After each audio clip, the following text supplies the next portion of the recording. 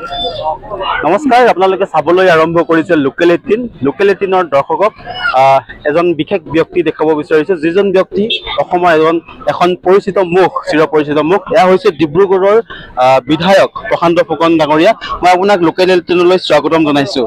যিহেতু এতিয়া চৰ্চাত আছে, আপুনি এটা গীত উলিয়াইছে ভীমকল, আৰু এই ভীমকল গীতৰ আঁৰত কি আছে ক'বচোন।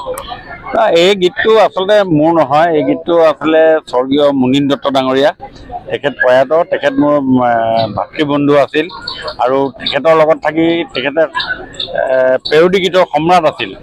আৰু এই গীতবিলাক লাহে লাহে বিলুপ্ত হৈ যাব লৈছে। বিলুপ্ত হৈ যোৱাৰ কাৰণে মই ভাবিলোঁ যে নহয়, এই গীতবিলাক আমি আকৌ পুনৰ সোঁৱৰাই দিব লাগিব। সেই উপলক্ষে যোৱাকালি মই ফেচবুকত এই গানটো এটা আপলোড কৰিছিলোঁ, আৰু সেইটোৱে গীত আজি যথেষ্ট পপুলাৰ হৈছে। প্ৰায় এতিয়ালৈকে 1.5 লাখ ভিউৱাৰ্ছ এই গানটোত হৈছে। মই ভাবোঁ যে এই গীতবিলাক যদি থাকে, তেতিয়াহ'লে আমাৰ এই পেৰডি গীতৰ যি ব্যৱস্থা, এই ব্যৱস্থাই আমাক মানুহক পুনৰ সোঁৱৰাই থাকিব।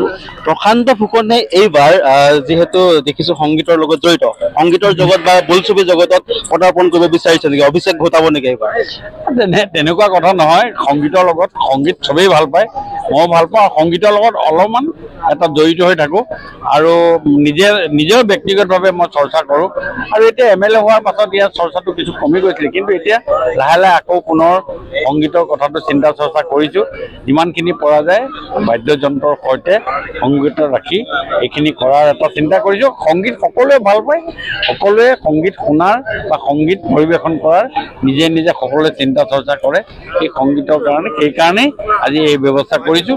মই ভাবিছোঁ ৰাইজে নিশ্চয় আদৰি ল'ব। আৰু এই আপুনি যিহেতু ভীমকল গীতটো ইতিমধ্যে ৰেকৰ্ডিং কৰিছে, কেতিয়া মুক্তি দিয়াৰ চেষ্টা কৰিব বা কেতিয়া দিব?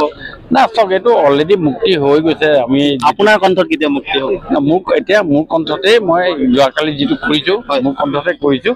আৰু এইটো এটা ছিষ্টেমত আছে। সেই ছিষ্টেমৰ ভিতৰত যেতিয়া ছিৰিজ অফ গীত, সংগীত গান কেইবাটাও হ'ব, তেতিয়া আমাৰ মুনীন দত্ত ডাঙৰীয়াৰ কেইবাটাও গান আছে। সেই গানখিনিৰ লগতে আমি চেষ্টা কৰিম যাতে এই গানটো তেওঁৰ গানৰ লগত আমি সন্নিৱিষ্ট কৰি দিব পাৰোঁ। আৰু দেখা যায় যে আপুনি পুৱাৰে পৰা নিশা পৰ্যন্ত ৰাইজৰ লগত থাকে, ডিব্ৰুগড়ৰ উন্নয়নৰ কাম কৰি থাকে।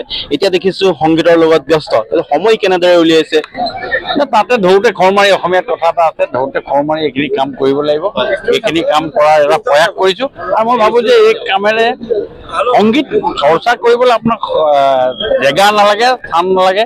এই তাৰ আগদিনা আগতেও মই গাড়ীত গৈ থাকোঁতেও, গুৱাহাটীৰ পৰা আহি থাকোঁতেও মই এটা গান ফেচবুক লাইভ কৰিছিলোঁ। তাৰমানে সংগীত কৰোঁ বুলিলে আপুনি যিকোনো জেগাতে আপুনি কৰিব পাৰে। আৰু এতিয়া এই লোকেল 18ৰ দৰ্শকসকলক চমুকৈ বুলি অলপ এটা ফাঁকি যদি আমি কি শুনিব বিচাৰোঁ, যদি এতিয়া মই লুইতৰ পৰা মিছিছিপি হৈ ভলগাৰ ৰূপ চালোঁ, অটোৱাৰ পৰা অষ্ট্ৰিয়া হৈ পেৰিছ সাৱটি ললোঁ, মই ইলোৰাৰ পৰা পুৰণিৰহন চিকাগোলৈ কঢ়িয়ালোঁ, গালিভৰ চেৰ মিছন বেৰ মিনাৰত শুনা পালোঁ, মাৰ্ক টুৱেইনৰ সমাধিত বহি গড় কেৰি কথা কলোঁ, বাৰে বাৰে দেখোঁ বাটৰ মানুহ আপোন হৈছে বৰ, সেয়ে মই যাযাবৰ, মই এটি যাযাবৰ। ধন্যবাদ জনাইছোঁ। এয়া আছিলে ডিব্ৰুগড়ৰ বিধায়ক, যিগৰাকী বিধায়কে দেখিবলৈ পোৱা যায় যে যি ৰাজনীতিৰ সমানে সমানে সংগীত চৰ্চা কৰিছে, আৰু সংগীত চৰ্চা কৰি ইতিমধ্যে এতিয়া সামাজিক মাধ্যমত তোলপাৰ লগাবলৈ সক্ষম হৈছে। আৰু এই প্ৰশান্ত ফুকনৰ নতুনকৈ আহিবলগীয়া এটা সংগীত হৈছে ভীমকল। আৰু এয়া চাবলৈ কিছুদিন ৰাইজে অপেক্ষা কৰিব লাগিব। আৰু লোকেল 18ৰ দৰ্শকসকলক আমি লোকেল 18 চাই থকাৰ বাবে ধন্যবাদ জনাইছোঁ।